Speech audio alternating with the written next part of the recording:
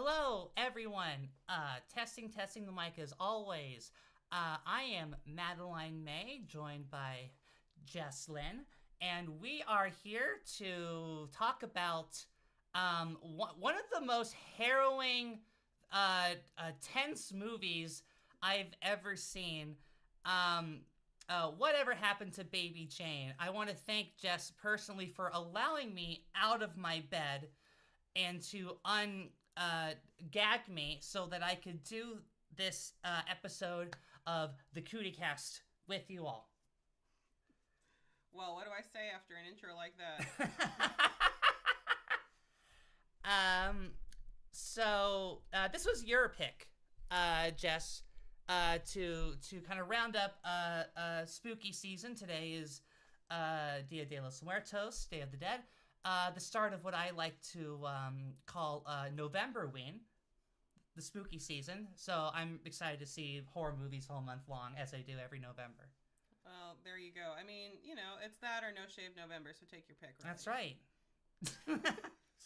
Not going to do that one. No, but we support you if you do. We really do. We really, really do. Jess, I love your outfit, by the way. Just incredible. So much. There's just so much, and I love every little bit of it. That I made my lips like 3 times the size. Normally when you do makeup, you try to make yourself look better. That's not the vibe of this movie. No, this movie is about making yourself look... we'll get into it. Okay, we are on. So, Jess, tell us a little bit about this movie that we're going to be talking about. So, Whatever Happened to Baby Jane? It's from 1962 and directed by Robert Ulrich. And it was based on a novel from 1960. So they turned this one around quick. Like, that's nothing in Hollywood time. And it was a pretty big success, both box office and critically at the time in 1962. It had a number of Oscar nods. Didn't win very much, but it did win for Best Costume. But yeah, it revitalized the genre in a lot of ways, and also the flagging career of both of its stars, which were a big draw to the movie. So for those of you who don't know, the stars of the movie are Bette Davis and Joan Crawford. Famous real-world rivals for acting, working very much against each other as these kind of conflicting forces, like who is going to win this horrendous situation that they've been put in. Yeah, so I will say that there's conflicting information on how big or how blown out their rivalry was, but I went through and did a little bit of research into that whole timeline just to give some fun context before we really get into it.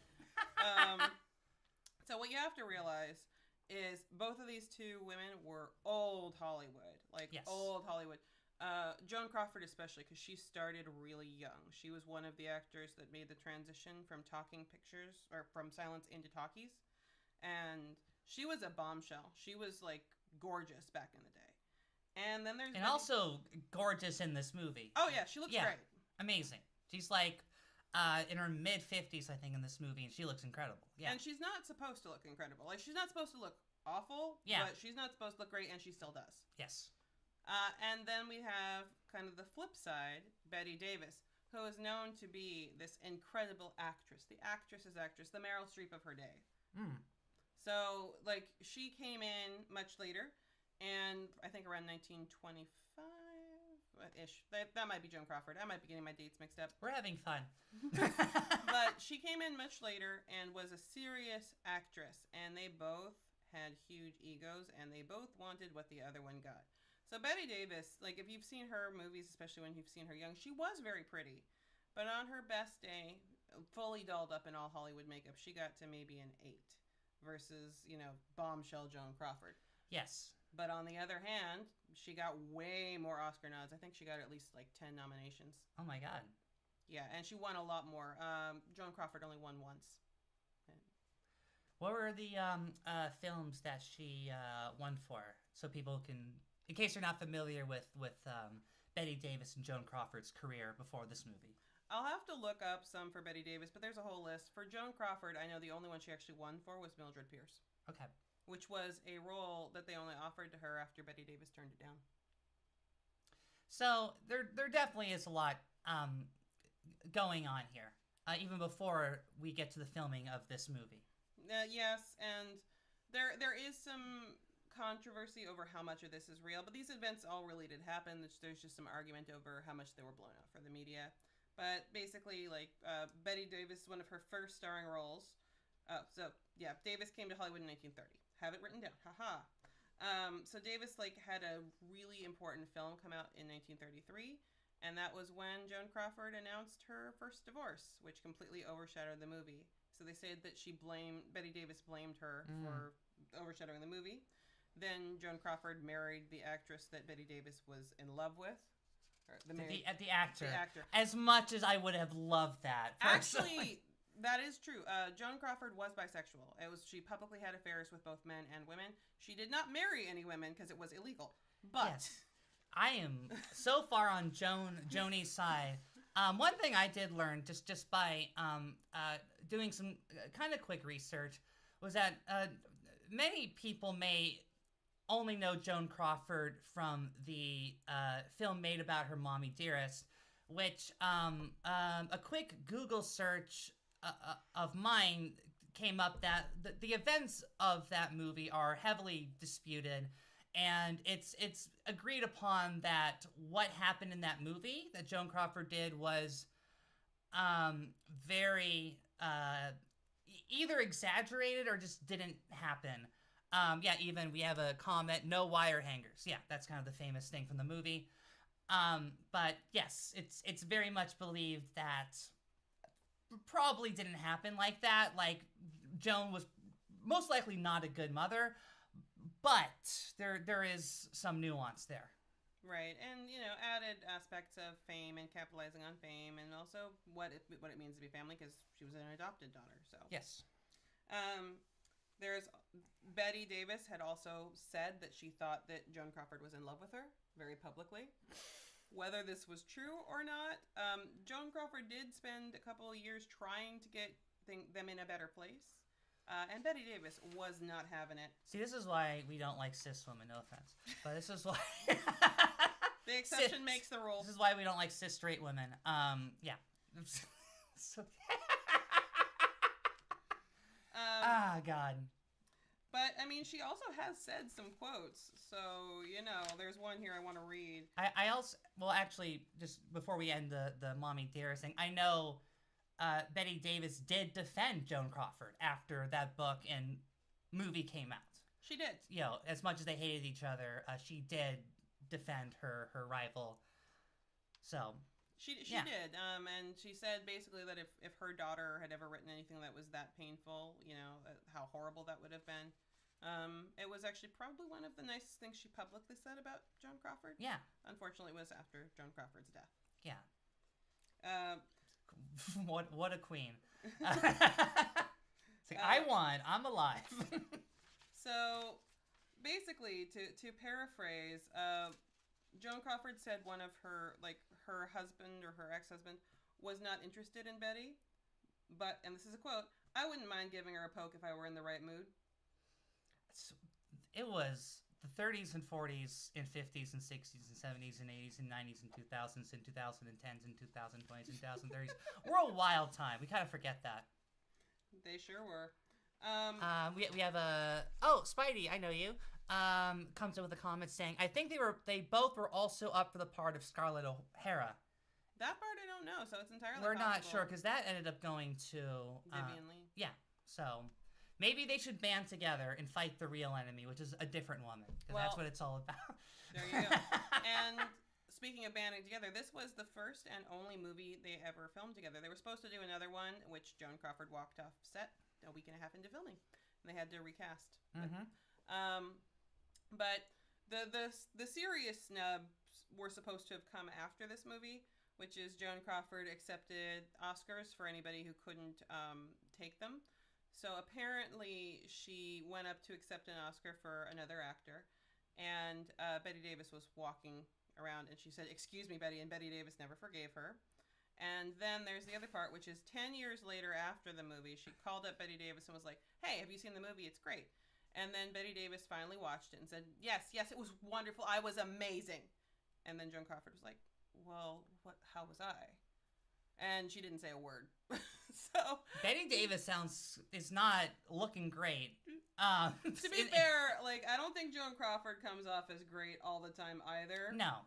Again, there was a book that may or may not have happened written about Joan Crawford. Written by her daughter. So. You know. But that's just to, like, set the scene. Some other just kind of fun stuff before we really get into it, and then we'll go into the plot. Mm-hmm. So it was filmed around here. You'll probably recognize a lot of old LA. Yeah.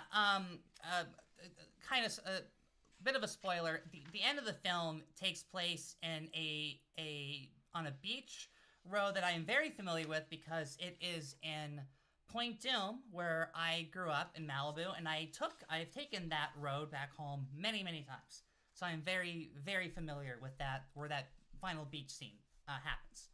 Yep, and the rest of the movie was filmed kind of around Hancock Park. It's a local neighborhood, and around Larchmont. Like, there were, like, that old costume shop that was here for years and only fairly recently closed down. Yeah. So, you know, it was kind of cool to see old LA, and I watched with my mother, who got to tell me all about the areas of old LA where she's pointing out the different streets, because it was where she grew up. That's the best part about watching with, like, parents and the older generation. They get to tell you so many facts that you totally are excited to know. Actually, I actually am excited. I don't know why I said that facetiously. I actually am excited to know those things. No, I am too, because my mom grew up around LA, but I didn't. Yes. So for me, my knowledge of LA is much more recent. But anyway, and the final thing I wanted to say about this before we really get into it is it's one of Akira Kurosawa's favorite films. I can see that. I can see why he would appreciate it. When the thing I want to say, just right off the bat, this is maybe one of the best films I have ever seen. I literally just saw it now, right before we went to air. It's been a weird week. I'm sorry. We're just glad you got there. But no, like, I was stunned the entire time by just, like, how good this movie was. It was. I mean, we'll get more into it, but, like, God, if you are a cinephile and you really like, if you like this kind of stuff and you haven't seen this movie yet, please do, because this is definitely shot up very high on my list of just great films that I've seen. Yeah, it's very good. I'm over here trying to make Betty Davis eyes. Yes. She got better than That's actually beautiful. That's how it's. One hit wonder. Anyway.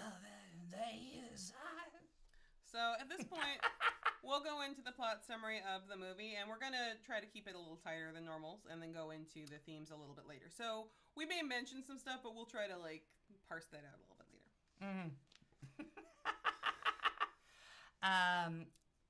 Go ahead. All right, I was waiting to look like you had something to say. No, never. So the movie opens in 1917 with vaudeville. So you see this cute young girl doing a dance, which to a modern audience is, how would you describe it? It's supposed to be Shirley Temple, right? Like, that's the clear analog.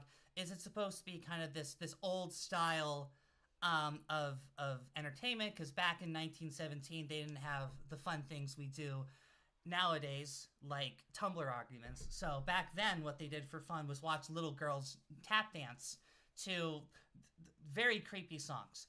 And that is what we have here. Yeah, so she does her tap dance. She's got these porcelain dolls that are made to look just like her that she wants to give out to the audience. The idea is that she's very successful. Like, she's very famous at what she does.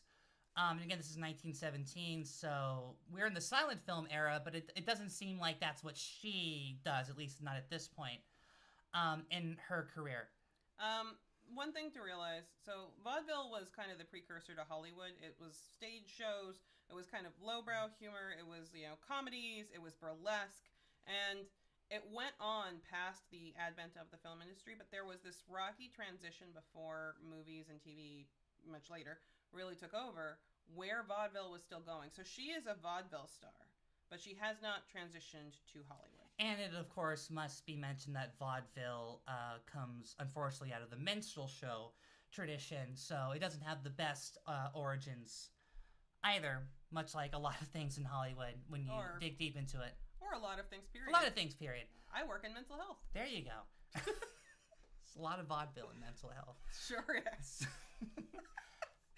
But what you said is exactly right. A lot of these acts started in vaudeville, and a lot of them had to make the transition to either the film, which is a silent era, or radio, especially if you were more known for, jokes, like speaking jokes, then radio was the other place that you went to. And then a lot of radio stars would transition to film and then later TV.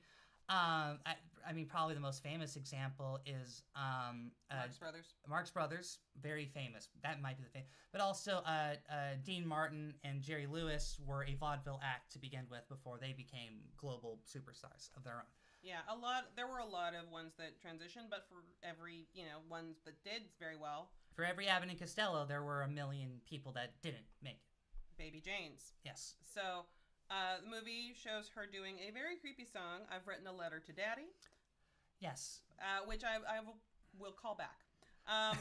But what I think is interesting about the song is that it's about a dead father, that she is writing a letter to a father who has died, which is supposed to be the sentimentality of the song, I guess, because, I mean, it's creepy to write a letter to your dad in most circumstances, but if it's like he's dead, it's a little bit more heartwarming, maybe. It doesn't ever quite read that way, but that's also, this film is not supposed to be heartwarming. No, you're not supposed to feel comfortable with this song, that her father is there and alive, playing to the song and dancing with her and all this stuff, which is just reminded me of just how creepy fathers are about daughters sometimes, especially in this era. Like, oh my God, it's so upsetting. Well, so upsetting. But I looked over at the chat and I see someone mention Norma Desmond, and I have seen Sunset Boulevard, and I did make that comparison, though not for this. I'll tell you when I made it. And that predates the film by a bit. I think Sunset Boulevard was in the 50s. I want to say Billy Wilder directed. Billy Wilder, another great film, but similar concepts, but done in a very different way. I wouldn't say that. I'll explain where I see the parallel and why. But very fair. Very fair. But coming back to where we are now, so you see, Jane on stage. Jane's father is very supportive of her, and the quiet sister off to the side, being very much shoved aside with her mother behind her. Very just staring daggers into her. Yeah, and the movie goes along basically where the mother tells her sister at one point, the sister's name is Blanche. Blanche gets yelled at by the father after Jane's being very spoiled. Yes. And mother goes to comfort Blanche, and you think that mother's going to be fully on Blanche's side, because it's very clearly the family is very clearly split in the shot, in the frame. You can see who is supporting which kid. And instead of giving her emotional support, she says, someday you're going to be famous, and you must be kinder to your father and to your sister than they are to you. Yeah, and she says a line that I found very memorable, which is, oh yes, I will show them, or something, like just the angriest thing you could possibly imagine. Cut to 20 years later, and we find out that Blanche has become a big movie star, and Baby Jane is the also-ran that nobody really wants to work with anymore.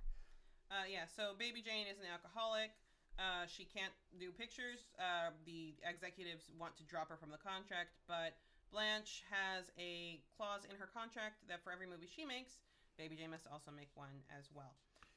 What I think is fascinating about this moment, and it echoes a lot of the rest of the film, is that we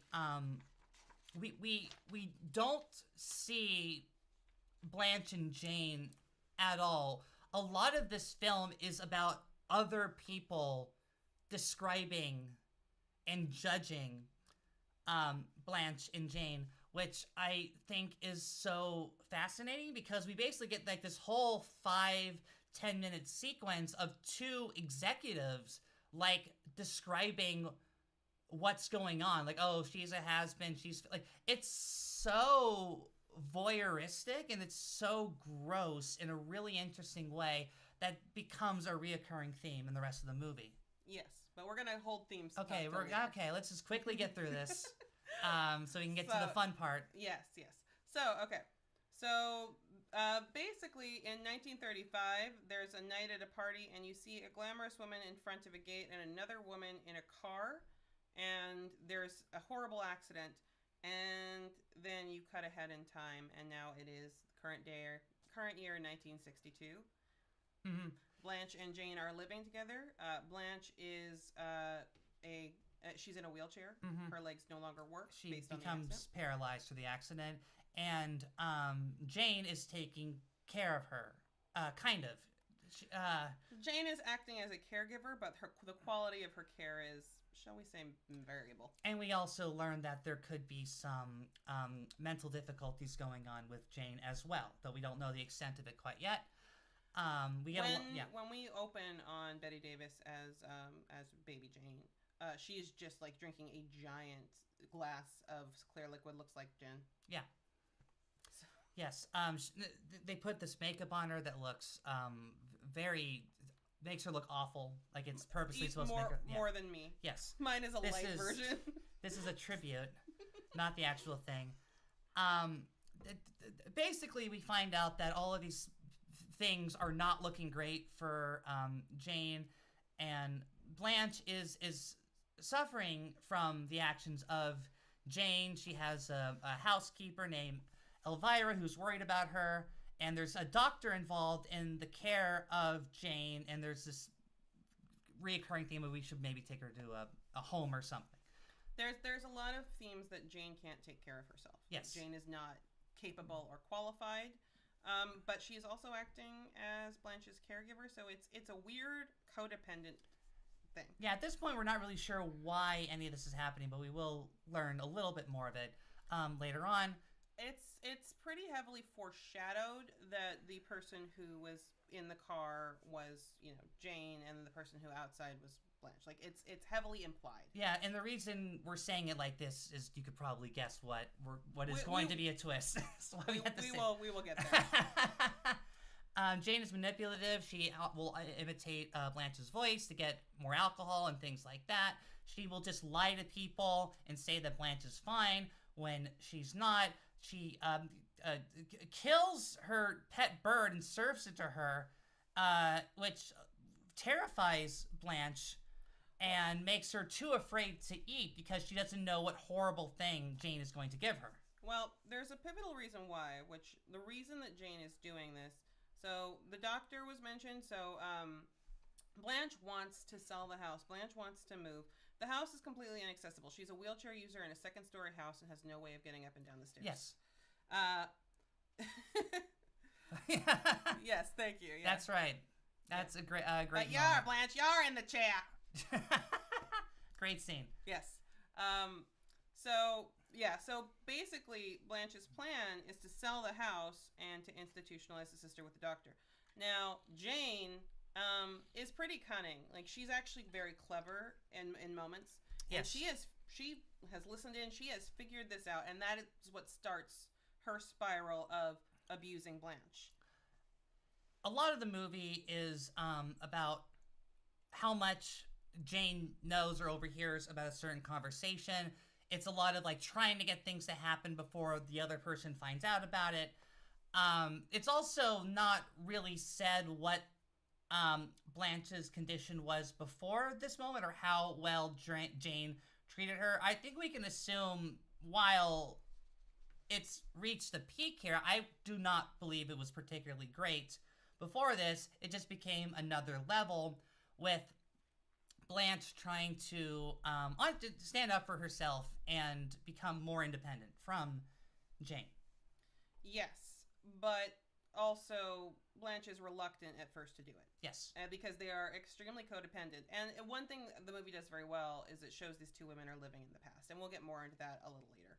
Yes, because while Jane is obviously, very upset and reeling from the days that she is no longer famous, Blanche is also living in the past by watching her old movies. So it's not like one is doing better than the other. There is definitely degrees here, which is interesting.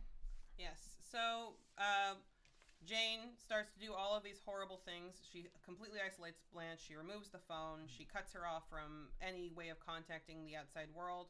Meanwhile, she is trying to hire a pianist to bring back her old vaudeville act and is convinced that she is famous and that everyone knows who she is. Yes. Which, yeah, there's definitely that Norma Desmond element to that as well. We find out the piano player is also kind of a hack or a loser kind of character. He lives with his mom. He's pretending to be more successful than he actually is. He's putting on a British accent, which is very funny. This is Victor Bono in his first role. He also played King Tut in the Adam West Batman series. There you go. But he was awesome. He was a fairly famous character actor that popped up a bunch. He was nominated for Best Supporting Actor. He's great in it. I think that's very well earned. You can see a lot through watching his micro expressions, because there's a moment where he plays, the "I've Written a Letter to Daddy" song that Jane wants, so she starts singing along, and Jane decides that she has a crush on this man, which becomes important later. He is very clearly just trying to get as much money as possible and is smart enough to realize that she's an easy mark. Yes. So this is the parallel that I would make to Sunset Boulevard, in that you have a man coming in who thinks he's going to make $1 million off of an old has-been, and it's actually going to go very wrong for him. Yeah. To be fair, though, things actually turn out mostly okay, honestly, for the guy. At this point, we've also Blanche has tried to escape, has tried to tell people what's going on because she's being treated worse and worse. Jane has stopped feeding her, and she even manages to get down the stairs to try to get to a phone to call a doctor, which doesn't work because Jane overhears it, and Jane is also very good at mimicking her sister's voice, which she does to get the things she wants, like money and care, and to make all of her problems go away. Because of this, she ties up Blanche in a bed, gags her, and just does not feed her. Before we get into that, though, I do want to point out something real quick, which is she doesn't start by not feeding her. First, she kills the bird and then feeds the bird. But she also then, the next meal is fine and takes it away before Blanche can eat it, and the next meal has a dead rat. Yeah. So it's not that she's not feeding her right away, it's that she's making the act of feeding her psychological torture. Yeah, it's a lot of psychological torture going on in the film. You'll be lying or saying other stuff, and yeah, Blanche is terrified, which is an important aspect of her character, which I'll get into in the next section. And the movie does an amazing job of making that stairway seem like it's 1,000,000 miles long. Like this is harder for her to traverse than the Grand Canyon. Yes. So basically, she's when she tries to make the phone call, Jane comes in at the pivotal moment, interrupts the phone call, and beats up Blanche, and then calls the doctor back and cancels everything. But she physically attacks Blanche and then ties her up in the room. There is the maid or housekeeper, Elvira, who is Blanche's support and confidant, who comes back and manages to kind of play her way into the house, going around Jane, and can't find Blanche. She can't hear Blanche, she can't find Blanche, and she very quickly realizes there is something wrong and is going to try and figure it out.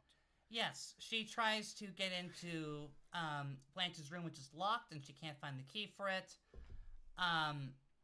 Meanwhile, Jane gets back and is talking to the nosy neighbor, who has popped up a number of times throughout the movie. Jane is always very mean to the nosy neighbor, so I don't know why the neighbor decided to tell her this, but the neighbor tells her that Elvira is in the house. So Jane goes running into the house and finds Elvira trying to break into the door.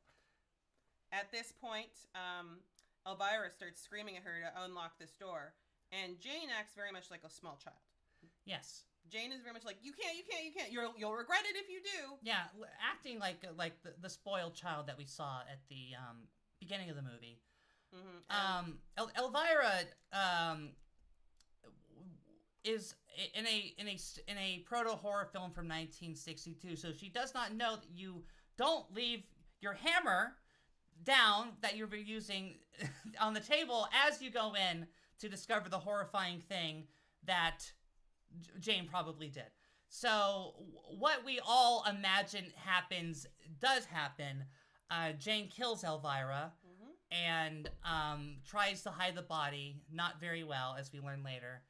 Well, she does get away with it temporarily.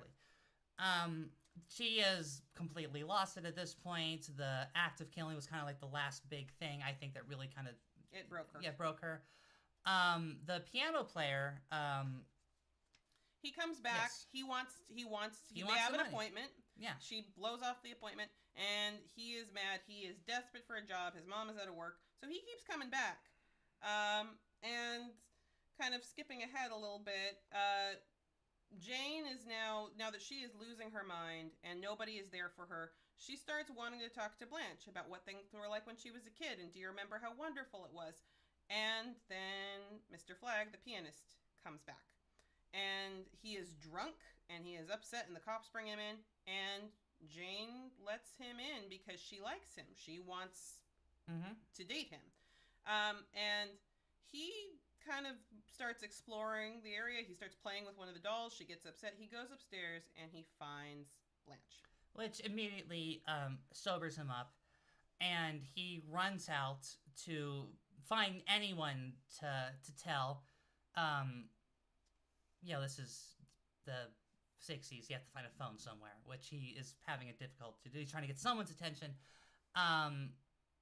At this point, Jane knows that she is cooked, so she takes the very much dying body of Blanche at this point, who has not eaten and possibly not drank for about a week. Yeah. Takes her into her car, much in the same way that she took the housekeeper's body, and they end up in a beach where she just lays Blanche there, and they have this nice beach time. Well, Jane does. Blanche is dying, and they just kind of stay there. And now is the big reveal of the movie. Yes. So throughout the movie, a couple of times Blanche has tried to talk to Jane about her accident, and every time it's come up a couple times. Jane has been like, no, I can't talk about it. So Blanche is now like, I'm dying. I have to talk about it. There is no more time left. And Jane tries to shrug it off. She tries not to talk about it. She's trying to remember only the good times. And Blanche says, no, we're going to talk about it. And she says that they went to a party and that Jane was so mean to her. And she was so drunk. And she was in front of that gate. And when she saw her there, Blanche tried to kill her. But Jane saw the car and got out of the way. So Blanche hit the side of the gate and severed her spine, but was able to crawl out of the car. So when she was found, people assumed she had been the one that had been hit. Yes. Which, right after that, the police, who are just kind of hanging out at the beach as they're looking for her, they find her. And she dances away in her last kind of psychosis. And that's the end of the movie. We are unsure if Blanche is dead or if she's saved in time. But it's story's over. That's the end of the story. It's extremely harrowing, extremely nerve-wracking the entire time, but also has so much more to say than your typical psychological thriller. One of the things I noticed immediately about this movie, getting into some of the themes of the film, is that the film is very much about the human gaze, about how we look at people. A lot of the film is presented not necessarily from the perspective of Jane or even Blanche, but from an outside audience looking into the situation. One of the immediate things that I noticed was in the opening, when baby Jane as a kid is dancing, we see the audience far more than we see her. When we see her, it's always framed behind this very big audience. She almost seems like dwarfed by the people that she's entertaining, which is I think, fascinating because it shows that our attention is not supposed to be on Jane herself, but how people are watching and interpreting Jane. It's about how people are looking at her, not who she is herself. And this becomes a very important running motif throughout the rest of the film. The film is about a lot of things, and it's not just about hatred. It's also about hating the people closest to you and the love that's mixed in with that. Yes. One of the things I also know is, I mean, kind of in addition to it, if we're thinking about like what each character's fatal flaw is, Jane, we kind of figure what that flaw is early on, but Blanche is also established early on that her biggest failure is fear. She has a debilitating fear that prevents her from doing the things that she needs to do. The very first shot of this movie is Blanche being scared by a jack-in-the-box. And that's supposed to kind of open up like, this is who she is. Since a child, she has been too afraid to do the things that she needs to do. And she's always been very angry and jealous and all different kinds of emotions towards her sister. And I think that combination is what leads her to not only try and kill her sister, but to also take the full blame and make up this whole story, because what she should have done from the beginning was probably just cut off her sister from her life. But she was too afraid of that. Because she was too afraid of that, it led to the downfall of both of them. Like, both of their careers were over from this accident. And, you know, if Blanche had courage, which we see over and over again, she really doesn't until it's the very last possible moment, then yeah, the events of the film would have happened quite differently. I think it's also a little more complicated than that, because this film is also about the long game revenge that both of them are enacting on each other. Mm-hmm. And I would argue Blanche is a character that shows guilt. Like, there are times where, as I said, throughout the movie, even before the end point, she does try to talk to Jane about the accident, and Jane shuts it down because she firmly believes it's her fault. So, my thought is that Blanche very clearly let Jane take the blame, but also feels guilty about how Jane has turned out, but also keeps her around because she is the dark mirror to show that she's successful. Why would she insist on having that contract movie for movie deal? My guess, the reason behind it would be to show that, see, I'm not just good, I'm better than you.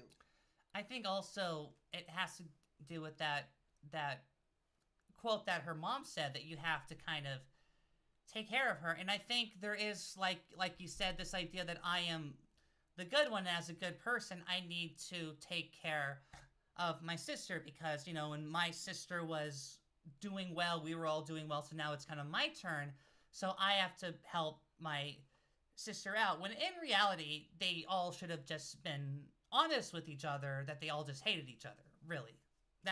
And I think that's what Blanche was too afraid to possibly even admit to herself, that she hated Jane.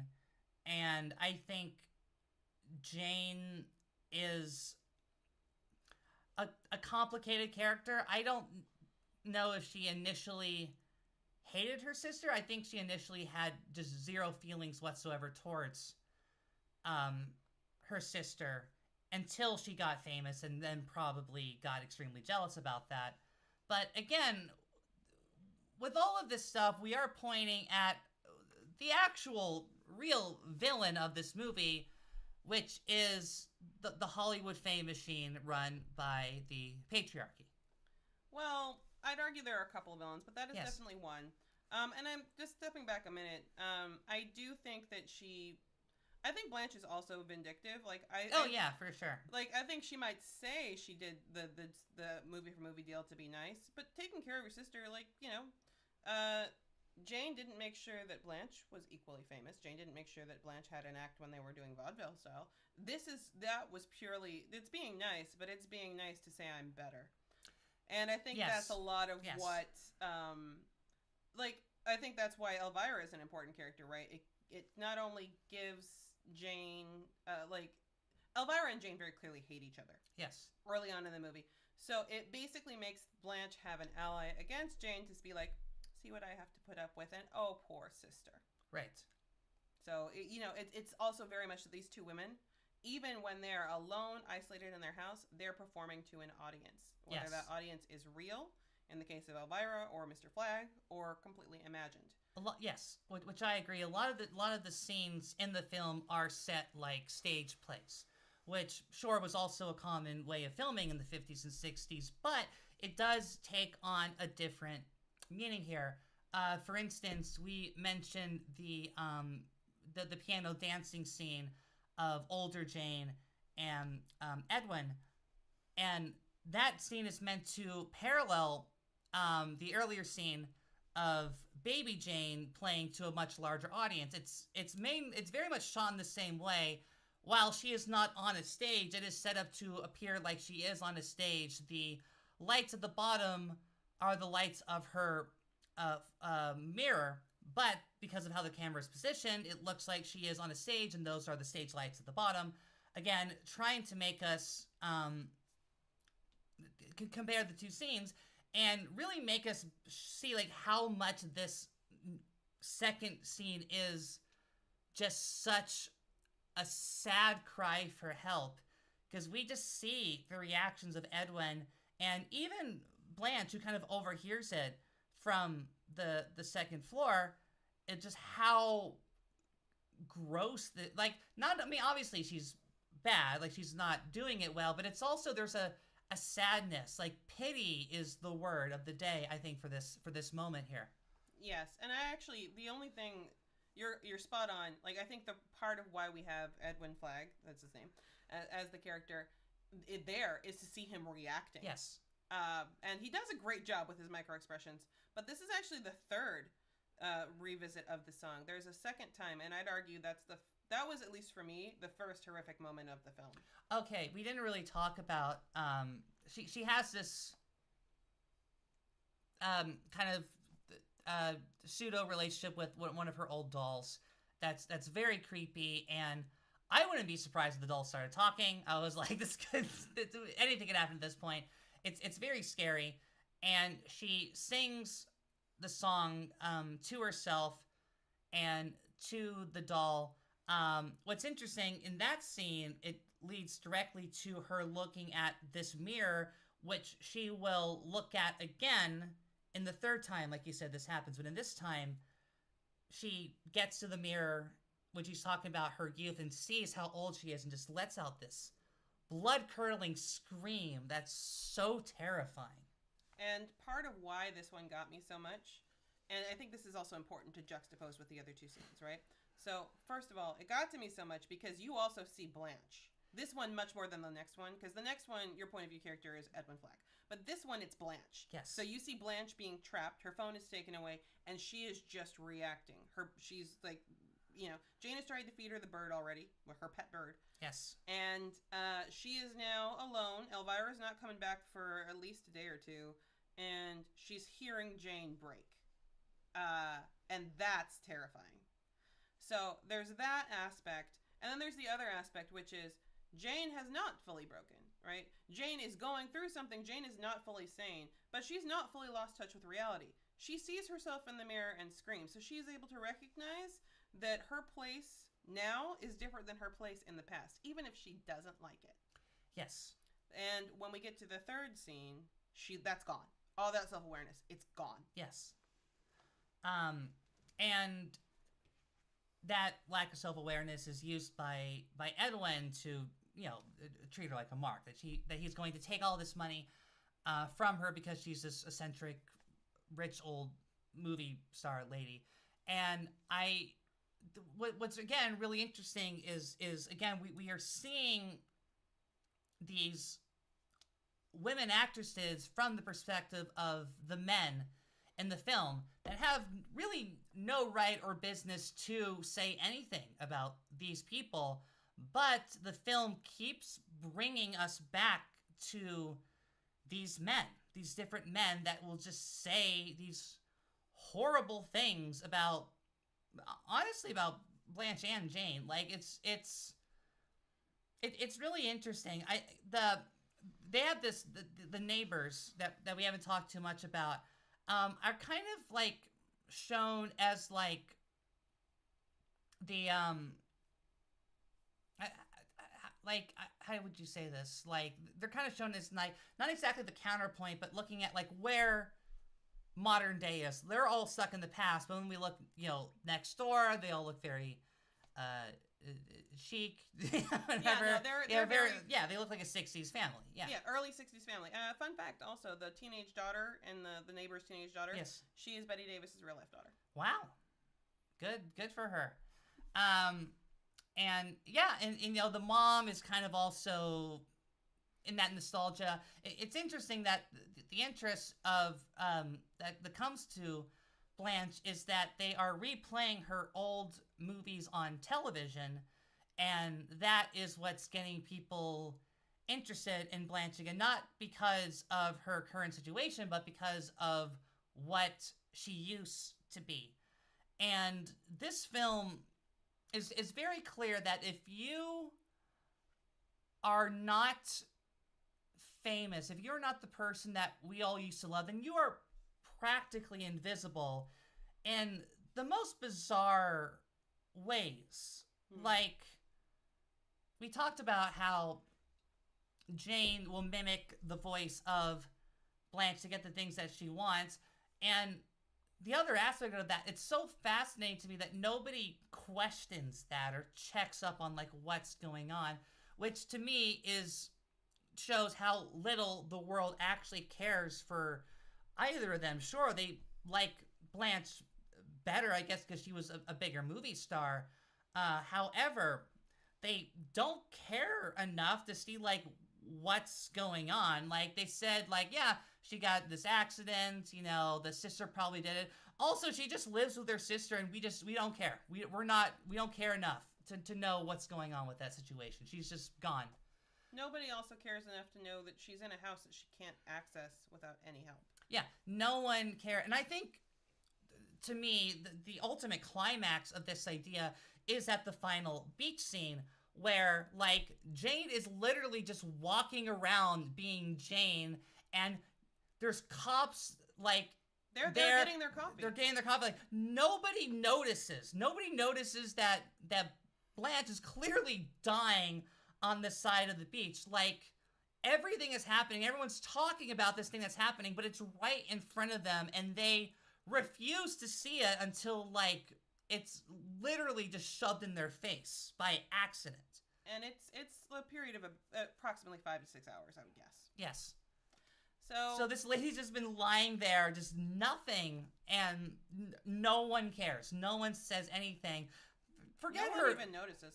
No, I mean, forget her being, like, not noticing her because she's famous. Just, like, as a person, they don't care about her. This person's just been kind of there for hours, not moving, and no one said, hey, is she okay? Like, it really is, I think, to depict how, like, they are so invisible now because they are no longer the thing that people want from them. I would also agree it's a commentary on how women age. Yes. And this is one of the first movies that I think really did it, which is, like, older women are seen as much less than. Like, Jane is cunning. She is able to accurately mimic, Blanche's voice. And the first time she does it on film, it's chilling. Like, yes. It's amazing how Betty Davis acted that part. And, like, Joan Crawford's acting is much subtler. I think Blanche is actually, in many ways, a difficult role because it's much less showy. But it's what I call a thankless role. Like, yeah. But you have to be really good. You have to be. I kind of compare it to Robert Pattinson's role in The Lighthouse. Mm-hmm. Like, obviously, we all remember the Willem Dafoe performance because it's so memorable. But, it's really important to have the Robert Pattinson role, too, as that counterpoint to kind of balance the insanity of the other character, which is what Joan Crawford is doing here. And, yeah, it doesn't get as much recognition, but it's a very important role. Right. And, yeah, like, she's very much living in the past just as much as Jane is. Just her past is, she's looking at glamour versus Jane's past, which is even further back and delusional. Yes. But that being said, So Jane is very cunning. Jane is very good at getting what she wants, and has been manipulating Blanche for years, it seems like. And Blanche didn't really know. Like, she's been able to forge checks. She's been able to con her way to getting alcohol, even though she's not supposed to drink. She's been able to forge her way into getting, like, cash advances out of the bank when they shouldn't do that. I wonder if it's not that she doesn't know, it's that she chooses not to know.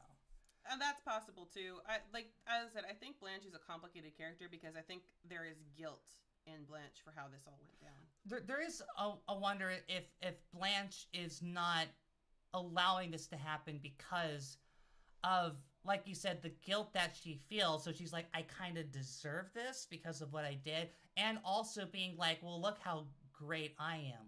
Like you said, that kind of that conflicting viewpoint of like knowing that she did something wrong and feels bad about it, but also like really refusing to do anything concrete about it.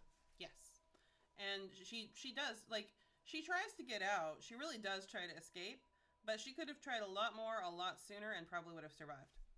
And she didn't. Yeah, and a lot of that is, I think, also tied to her fear. She is so afraid of people. She's afraid of upsetting anyone. Like, the first real thing we see Blanche do is timidly refuse ice cream because she's just so scared of saying anything, and she doesn't want to cause any trouble or say what she feels.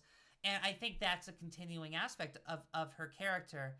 It's kind of like a self... If there are two kinds of anger, there's the outward anger that's turned outward and the anger that's turned inward. So we can think of that Jane has the outward anger while Blanche has the inward anger, the kind of anger that will just build up until you try to kill your sister with a car. AKA depression. Depression is often anger turned inward. Yes, absolutely. Very, very relatable. But my point being, kind of circling back to the larger point, which is this movie is about people watching, and nobody is watching older women. What use is there for old actresses? What use is there for people when Hollywood has passed them by? And the answer is either a butt of a joke, which is what Jane is anytime she interacts in public. Yes. People humor her, but they're very clearly thinking this woman is nuts. This woman is, she's got money, so we'll do what she wants. But everybody's giving her looks, and she is completely unaware of it. Or Blanche, who is the good one because she's out of sight and out of mind. Yes, which could also be, like you said, why more people are responding to Blanche and this resurgence of her career through these TV showings of her movies. It's because she has kind of been forgotten, that people are like, oh yeah, remember that? And they're remembering the old Blanche. Like, if Blanche tried to restart her career, it would probably not happen. It would not go well, and people would absolutely not want it to happen. Not just because she's in a wheelchair and there could be ableism there, but also just that we don't want to see our stars, and especially women, old. Like you said, we don't want to see our stars be the thing that we don't remember. Like, the reason the neighbor mother likes these movies is because it reminds her of when she was young and saw these movies. So seeing Blanche as she is now is a reminder of just how old she is. So in a way, Jane is kind of the sane one for a lot of the movie, because she is realizing that she's old and all of these things that happened to her, and she screams, and I think that is a very valid reaction. It's definitely like, I have no mouth and I must scream, but in this case I do have a mouth, so I will scream. Jane starts off the movie as delusional, but her delusions in the beginning are her rewriting history. Like, I released a wonderful movie. Yours was terrible that year, even though Blanche made the big hit. Yes, and it's also related to the relationships with, again, the men in their lives. Like, it's implied that whatever relationship Jane had with her dad probably wasn't the healthiest relationship. It did seem that if he wasn't just hard on her, which I probably think, but also spoiled her at the same time. And also, you got to think that Blanche must feel anger towards her father because she wasn't Jane in these situations. That she must think that her father chose one daughter over the other one. And there's textual evidence that's not in Blanche's head. Yes. The only time we see the father is the beginning scene with them as kids. And when the ice cream scene happens because Jane wants ice cream and the dad says no, and Jane throws a fit and gets her way and gets ice cream, and then he begrudgingly asks Blanche what kind of ice cream she wants. And she thank you for the comment. I'm very committed to the bit. But so basically, like, Jane gets her way, and Blanche, trying to be the good kid, says I don't want anything, and then gets screamed at by her father. And I was going to argue that the second villain, besides old Hollywood and even larger than that, the patriarchy, the second villain are her parents. Her dad in particular, but the parents in general. Because so the dad comes up a lot as a ghost of a character. Jane constantly references how talented he was, how wonderful he was. He had the best singing voice. He should have been big, but he wasn't, which is why he loved her, because she was the star that was big in vaudeville. That's definitely heavily implied. And then he's just gone, and they don't actually talk about what happens to either parent. And the mom, who's the one who's supposed to be on Blanche's side, is the one that's telling Blanche, take care of your sister, not you're allowed to be angry, or that was messed up, what happened. Yeah. I think it's very telling that the song that Jane sings is about a dead father, because that does seem to be the value and possibly the relationship she has with her father, not her father as she is, but as he was, with the memory of her father. You know, the ghost of her father, even while he was alive, was more important than him, you know, when he was alive. Yeah. And part of why Jane reacts so badly about selling the house, not only is she having very valid fears about her own stability and her own future, because if Blanche leaves, she's got no money, she's got no support system, she's got nothing by herself. And she knows it, and she hates it. Like, this leads to a lot of resentment. But this is also their childhood home. This was Daddy's house. And, you know, Blanche says she bought the house. Jane says, no, Daddy bought it for me with my money. So there's a lot that happened in their parenting that allowed them to be here. And that also shows in the pivotal scene, which we didn't really talk about at the time. But during the beach scene, when Blanche reveals to Jane that, you know, Jane did not hit her, Jane did not hurt her, that it was Blanche the whole time, Blanche was the one, Jane smiles and says, all this time we could have been friends. Which is fascinating because that's obviously a lie. That could never have happened. Even as kids, they are shown to not be particularly friendly with each other. They're shown to be very separate. Yeah, they are worlds apart, and they would not have been friends, because if Blanche had not done that at that night, you know, ran the car and all that stuff, they would have continued to hate each other. I can't imagine a reconciliation would have ever happened between these two. Again, the parents are absolutely to blame for this, but that's my feeling going forward, is that Jane saying we could have been friends is kind of, for me, proof that she is completely gone into her fantasy. And for me, it's that, but it's a little bit more. So I think that's a correct interpretation, or at least a very valid one. But I also think it's a recognition, because wouldn't you think, okay, 20 years ago, your sister tried to kill you and then blamed you, and you were blamed for it and hated for the rest of your life? Like, wouldn't you think that would be, like, a huge thing that you'd be angry about? That would be a normal reaction. But instead, she smiles. The affect doesn't match. And why I think that is, besides just the complete mental break, which she is clearly going through, is that she has felt monstrous. She has felt evil this whole time. And that has led her to be more monstrous and more evil.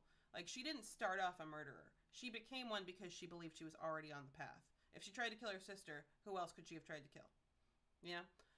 So instead of just completely breaking, I also think it's this recognition of, I've been feeling monstrous for years. you're like me. Yes, I absolutely agree. I think that is a great interpretation. Yeah, no, I think that is also extremely valid. Like, oh, we're both monsters, so we could have been friends. Another interesting thing that happens in this moment is that their roles switch um, visually, where we see that um, Blanche, who's always been kind of shown to be beautiful up until this moment, becomes ugly from the sun, the dying. And for a brief moment, maybe this is just how I was kind of seeing it on my screen, um, Jane looks beautiful for her age. The makeup that she was wearing, something happens to her face when she goes from that moment to knowing that, finding out that she was not responsible, to ordering ice cream. She suddenly looks better. I mean, that kind of like that, maybe that relief from knowing that she didn't actually do it. Like, it to me, it really did feel like, oh, here's the new bad person, so here's the ugly mask, and here's the new good person. Here's the shining reflection of happiness that we see from Jane in this very, very brief moment. I could see that. I didn't necessarily see that at the time, but I think that's an interesting interpretation, and I like it. I also think there's the other thing that comes up, and the other theme that I think is there, and this is probably the last like big one I want to get into before I want to get into a criticism, which is this one would be the theme of loneliness. These two, and we've talked around it. These two women are incredibly isolated. They're extremely lonely. The only person they interact with regularly are employees. You gotta imagine that the accident happens in 1937, and the present takes place in 1962. So that's decades of whatever it is they have just happening. So you have to understand what decisions both of them have to make in order for this bizarre codependency relationship to happen. So both of them are far gone. It really isn't just Jane, and I think it is like they feel like you said they're both alone. That as much as they hate each other, they truly feel like they have no one else in their life. And I think there's also this feeling of like, she sees me. I hate her, but she sees me. Yes. Like, I think even the fact that Jane can mimic the voice of her sister really does show how just so connected they are, whether they want to be connected or not. They are like sisters. They are the same in a lot of, in perhaps all the ways, honestly. The worst ways. The worst ways, yeah. And there's also this added element of Jane feeling like she doesn't have friends. And this is an understated thing. It comes up a couple times, though, where she talks about wanting to have friends. That's why she gloms on to Edwin Flagg so much, because she wants a connection. And it's pretty clearly hinted at that she did not get to have normal friendships with kids. She reflects on it a couple times, saying that the dolls were given to people who wanted to be her friends, but that she never really had friends. There is an interesting moment of that moment where Blanche is about to say something like, "You had a bad personality, that's why nobody liked you," and then changed it because she didn't want to upset her sister. And that's another thing where that could be Blanche's interpretation, or it could also be from what we understand.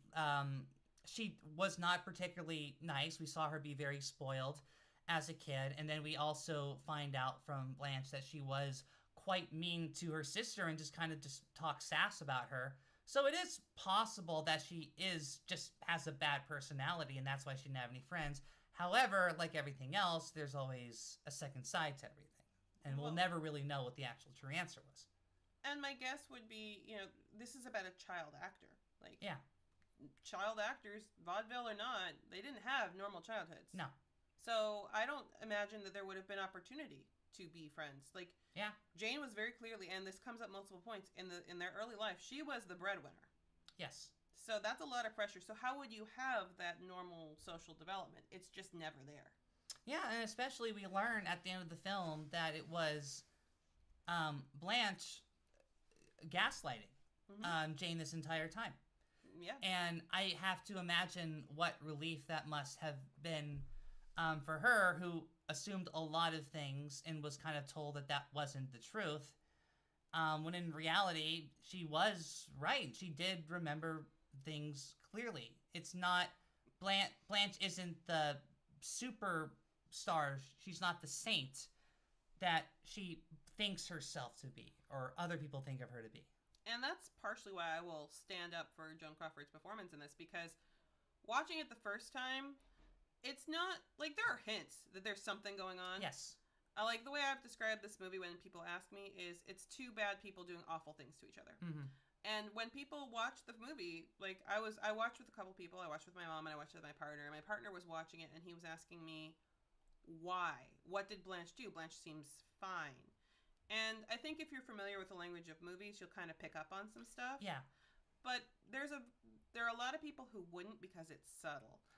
So on a rewatch, you get to see the guilt. You get to see like most of those micro reactions coming through because Blanche is a lot more complicated than you first think she is. Yeah. Absolutely. I kind of kept getting thrown off the trail a few times. For me, I was just kind of thinking about the situation, everything going on. I'm like, why is all of this happening? This can't be purely because of Jane. Like, why is this how these characters ended up? Like, to me, I think, okay, Blanche had to do something. I don't know what it is that she did. But I also don't know what the severity of what she did is. But I kind of went back and forth. And she must have done something to, who knows what actually happened. Or, like, I certainly didn't expect the twist, even though I guess it's not technically true because, like, we don't ever see the faces of the people when the crash happens, and that definitely stuck in my head. I did think that either it was somebody else, maybe not Blanche, but somebody else was the one that did it.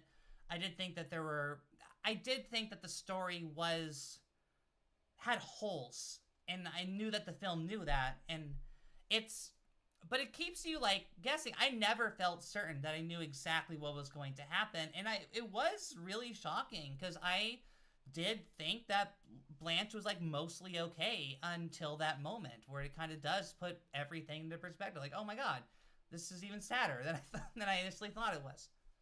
And there are moments where you, like, this is not a film that most people think of as brutal, and that beating is brutal. Oh my god. Yeah, it's really hard to watch, which is a shame because it actually is very fascinating on a second viewing, if you even can stomach a second viewing. It's quite hard to watch, yeah. I mean, there are a lot more gory films, don't get me wrong, but like the murder and then the violence, like when there is actual violence, it's violent. Oh, I think just the tension is what's so hard for it, because it's so harrowing what's happening. The suspense is like stomach churning of what's going to happen, because the film is very, very good at, I guess what Hitchcock would call the bomb under the table idea, where there's a lot of moments where we know more than what the actors on screen do, and that's constantly happening. The great example is the Elvira scene that Madeline mentioned earlier. Yes. Like, you see the hammer, you see it get put down, you see Jane pick up the hammer, and you see it with the foreshot where Elvira is walking into the room, and you see Jane behind. Like, you know it's going to happen. And the best movie I can compare it to, at least for me in terms of just like emotional reaction, is Parasite. I saw Parasite in theater, yeah, and that about killed me. Just like feeling that ratcheting up, and whatever happened to Baby Jane does it really well. I think my favorite moment of this dramatic irony is when there's a scene where Blanche tries to write a letter and give it to the neighbor to let her know what's going on,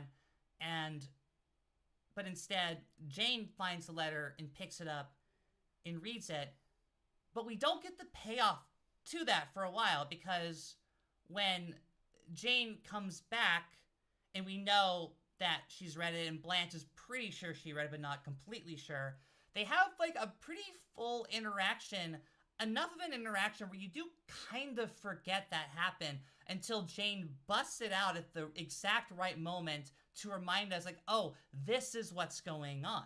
And I think that's just so brilliant how it kind of like puts our like it kind of makes us kind of like hide our defenses a little bit, and then just like, oh, of course we knew this was going to happen. It's it's a roller coaster ride. It really is. And it's like our lovely name displayed here says, the anxiety does build. Yes. And it just like it gets you like once you're invested, you're in, and it doesn't really let you go. Yes. I think at this point though, I would like to bring up a criticism. Let's do it. This is a movie from 1962, and that shows in the way race and racism is depicted. And I don't think it would be fair to talk about this movie without talking about it. The character of Elvira is a black character. There are two speaking black characters in the movie. There's her, and then there's the man who's serving coffee to the cops at the end. And he serves the ice cream. So the two roles that you see black people in are service people. They are both seen as like good people, more or less, and you get speaking roles, like they have full scenes, which is nice, especially for a movie from 1962. But yeah, it's disheartening to see like a full casted full movie where the only people of color you see are servants and one of them gets murdered. Yeah. I agree.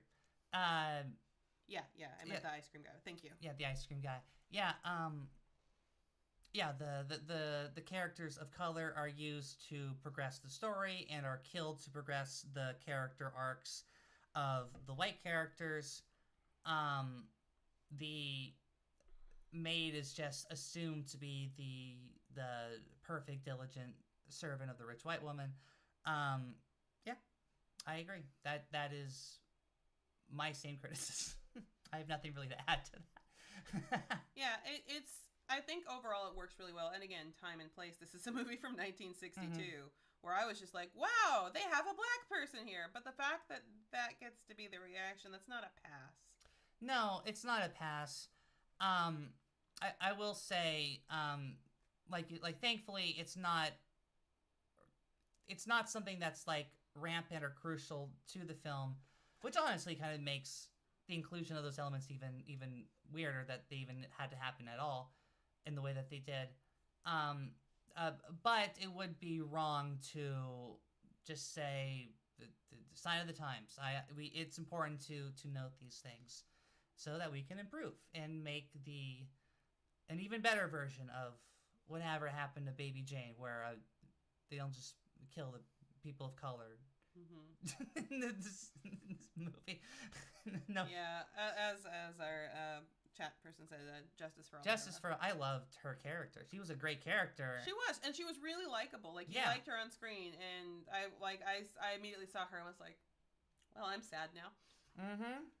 I will say there is also I personally think an element of on-camera racism that we see that is subtle, that I wanted to point out, which is, so the neighbor. We've brought up a neighbor a couple times. So it's a mother and her daughter. And so the mother says she's about the same age as Blanche Hudson and loves Blanche Hudson. She's very excited about the movies, wants to meet her, but never does because Blanche Hudson is a shut-in, right? So she keeps coming up to Jane. She tries to give Jane flowers. She tries to talk to Jane about Blanche, which, as you can imagine, goes over like a lead balloon.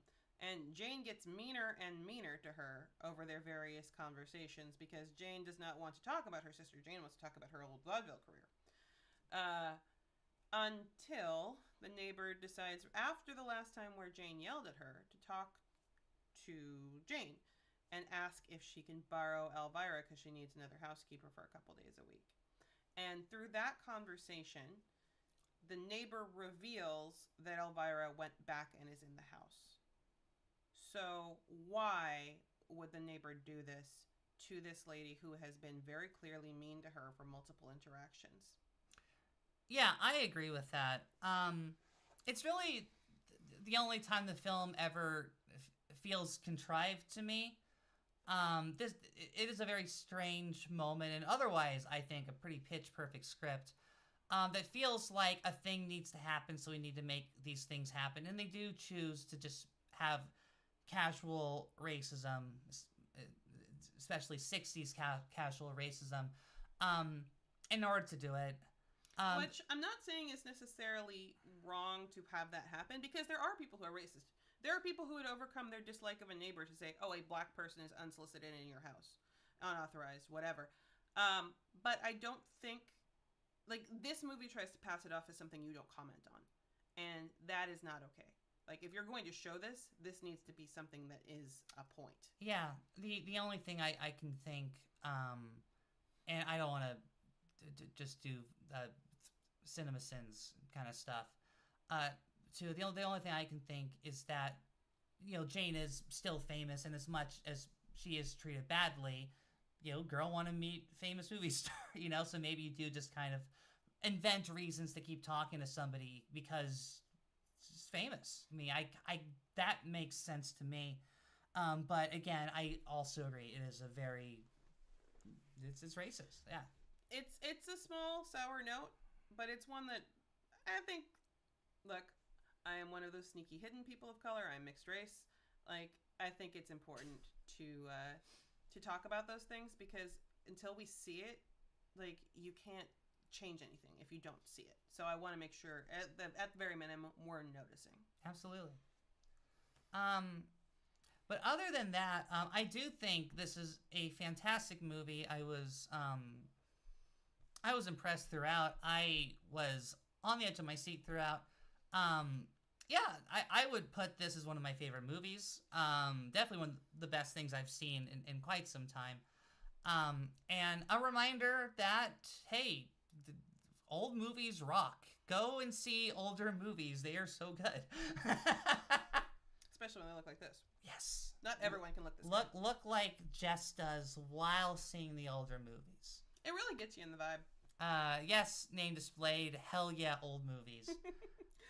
But there is an intent here, which you don't really see as much in filmmaking anymore. It kind of went away. Honestly, I don't... how do I say this? It's not that it went away, but we don't really get this kind of specificity with intent and vision. I don't like the word auteur, but I do think films can have a, like I said, consistency that's very important, where you can definitely see it is a vision of an entity, whether that entity is a director or an entire cast and writer and crew and all that stuff that's creating this thing, but it's so on target with this message, and it's so clear and intelligent with its themes and how it presents everything, that it's kind of like when you do experience like a great work of art, you take pause and go, wow, that's amazing how well this worked and how good all of this stuff was. Yeah, every element really came together. The way it's shot is beautiful. Like, I cannot speak to enough what an obstacle those stairs were made to seem. And it's just a flight of stairs. But the way it's shot, you really see from Blanche's eyes, like, a journey of 1,000,000 miles would be less. Yeah, or like when we see the person that we find out later is Blanche driving the car into the gate, we just see the feet, we see the arms, we see the legs, like how everything is presented.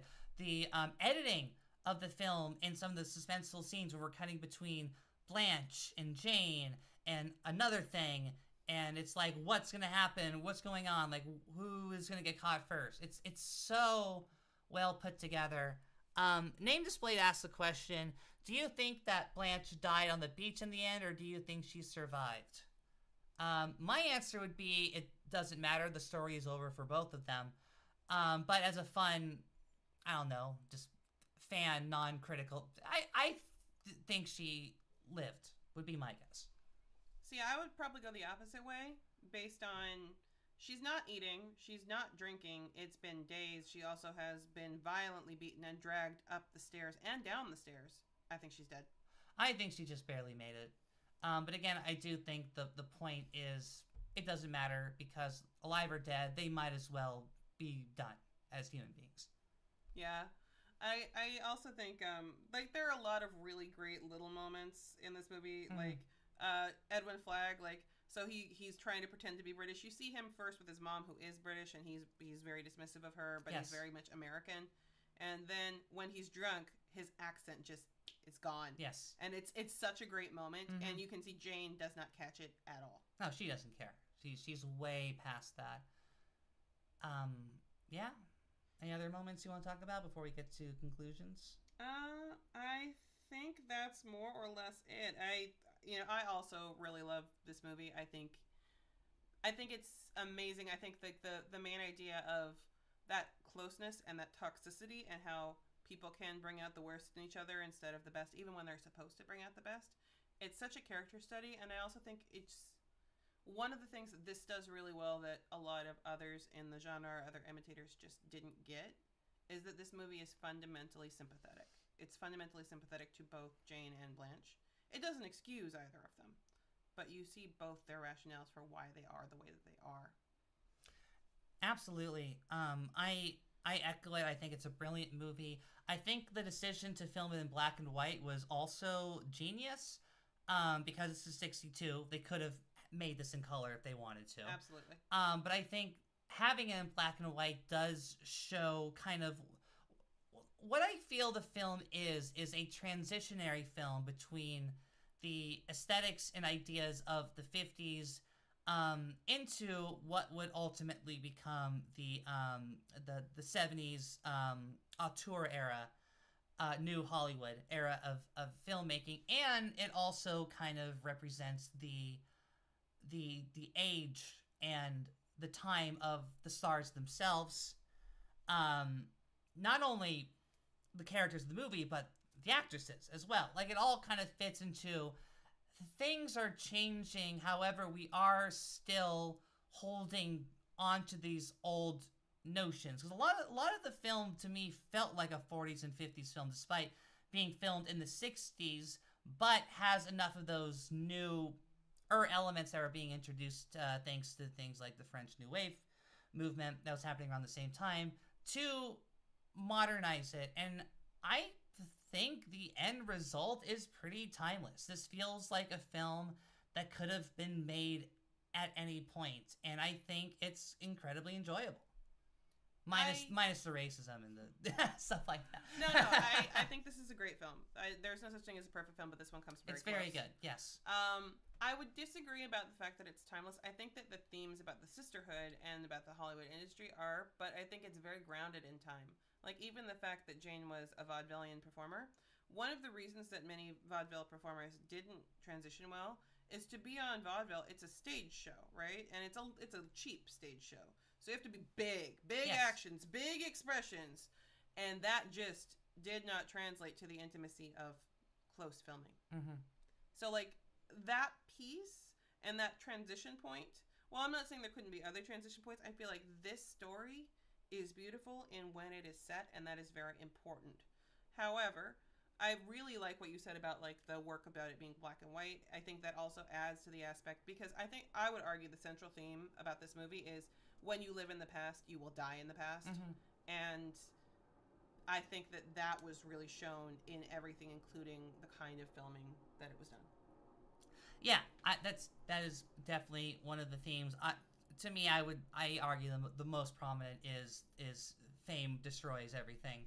I do think this is, subtly or not, a just scathing critique of the Hollywood system and all of the horrible people and things in the society that allows this to happen.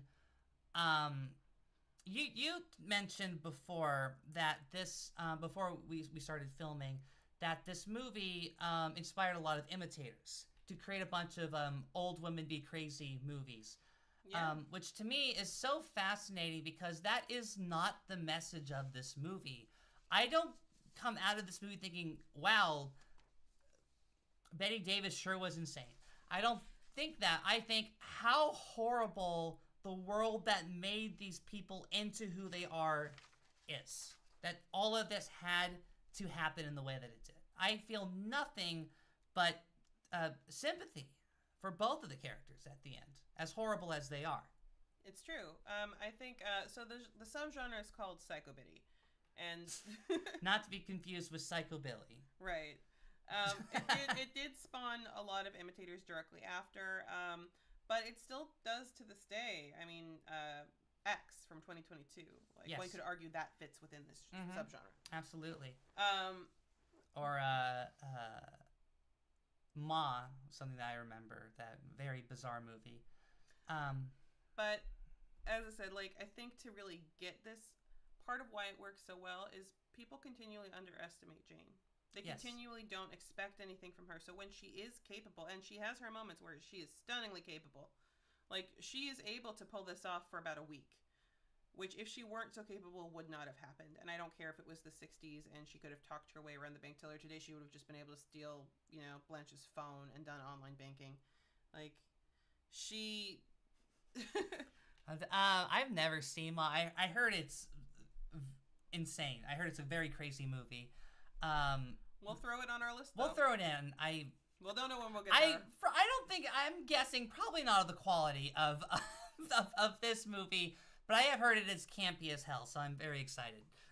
But anyway, no, I agree with all the points that you're making.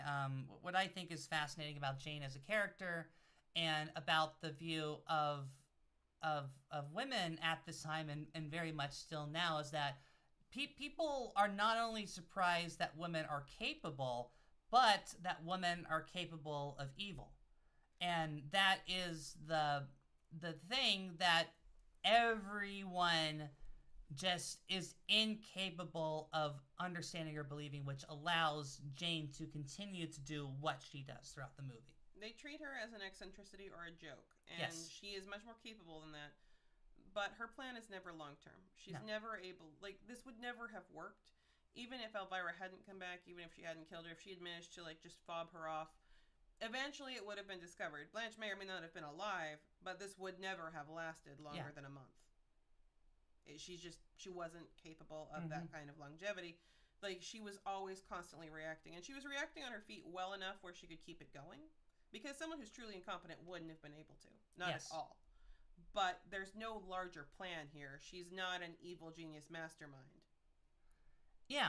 And I think, again, what really sets this movie apart from its imitators is that it is aware of the problem. Like, to me, it is not ignorant to the social constructs that allow something like this to happen, while a lot of imitators would just begin and end with crazy old women doing crazy old women things, which is a very shallow interpretation. And I also think it's a very intelligent look at, like you said, old Hollywood becoming new Hollywood, going from vaudeville to the talkies to the modern era. I would love to see, not this exact movie, but something of this quality, describing the recent trends in media, possibly.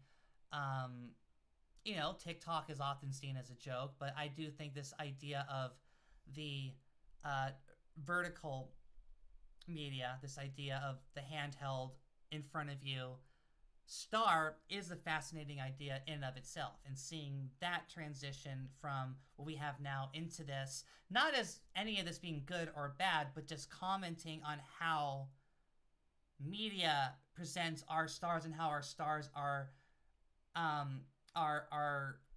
how our stars are affected by the medium in which they exist in, is fascinating. And I would like to see, the only thing I can really think of is we're all going to the World's Fair, but that's not really about fame. That's about the audience interacting and making their own content through the internet age. But I think it's interesting, at least.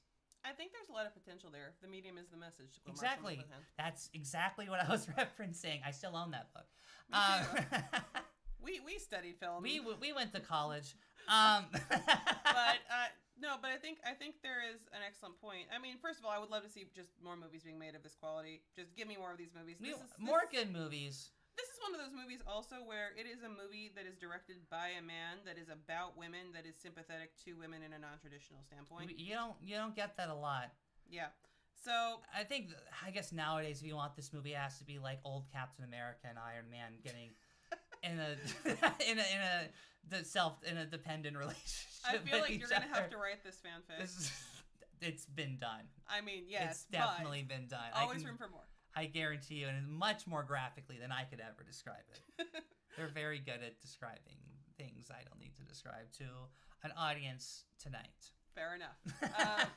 But I do think there's a lot to be said about new media, especially because this was still done. The 60s were the tail end of the Hollywood system before the 70s and like the auteur director and kind of that free for all. So this is kind of the end of an era in Hollywood too. It's filmed at a transition point. It's very, but it is also aware and very much conscious of what is going to happen, if not predicting it, at least a little bit.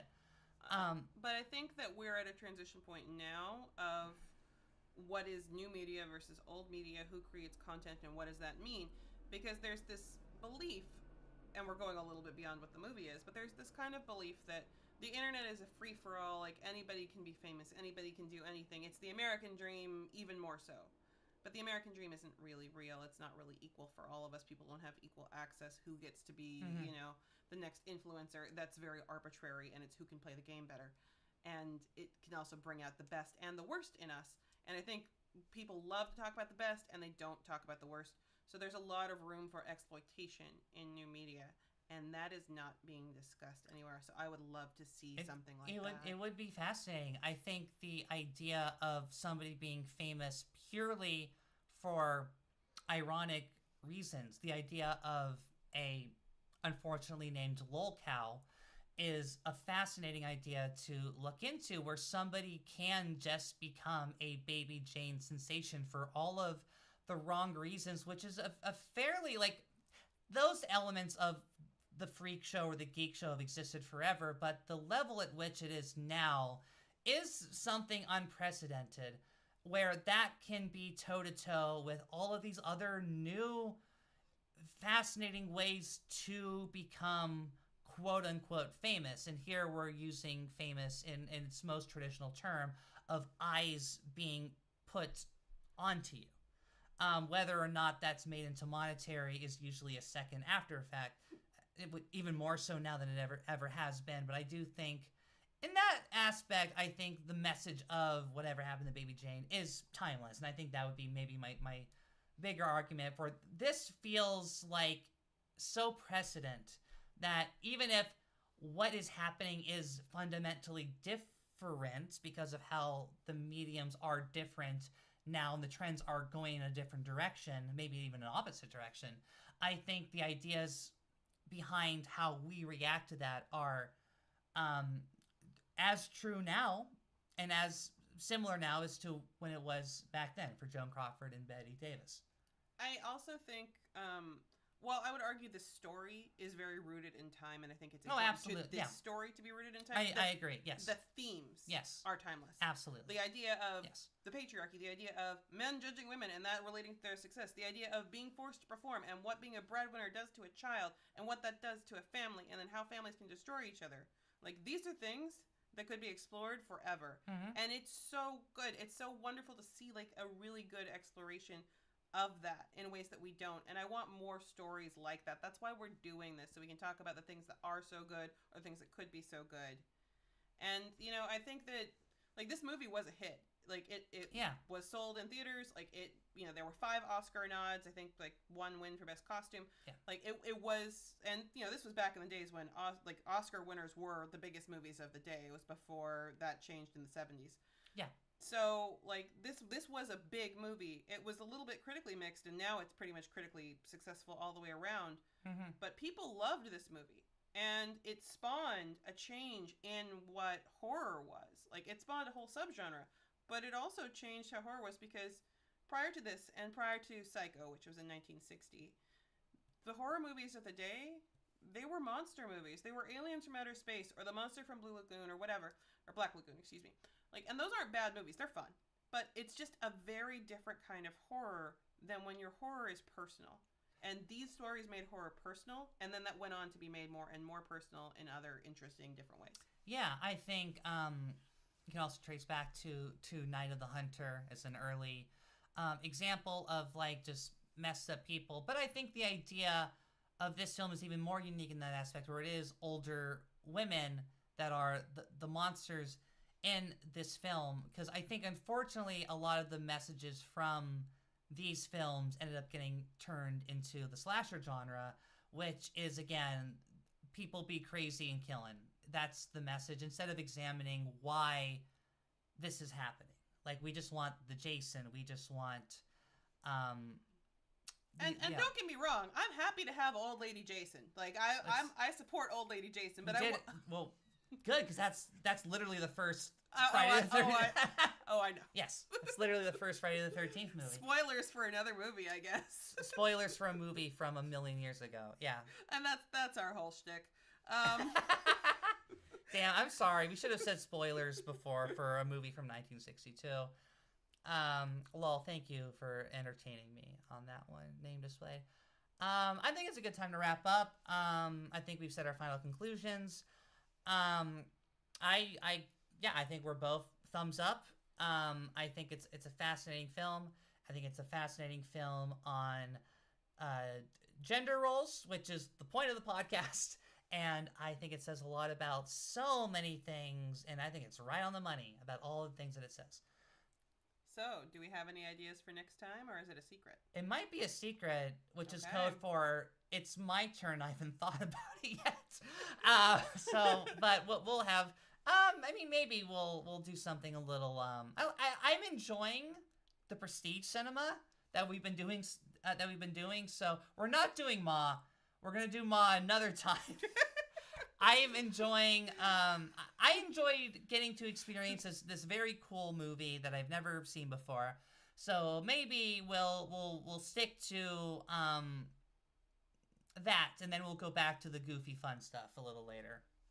Well, we will announce it later. So for right now, surprise. That's right. Well, November, December also tends to be the critically when all the critically acclaimed films come out the last minute before they get their Oscar nod. So maybe it would be a good time to get some Oscar worthy or Oscar should-haves, as they say.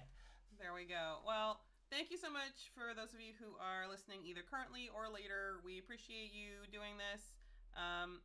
I am pretty much only available here, so if you like me, hang out with Madeline and then ask for more of me.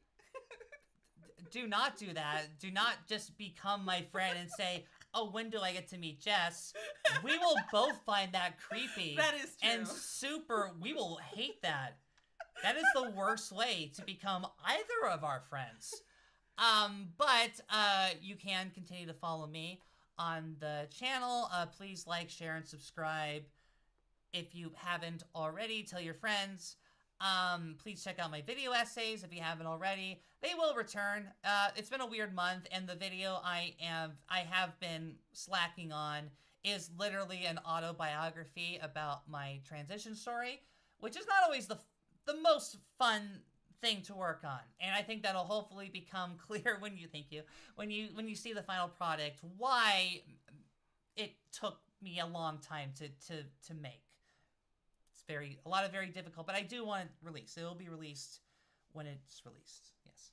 Well, on that note, again, thank you all for being here with us. Thank you. And I gotta get this makeup off. Yes, before she starts getting scammed by fake British piano players. I can't have any more Betty Davis eyes. No. I don't know if that's even how she sounds. Bye, everyone.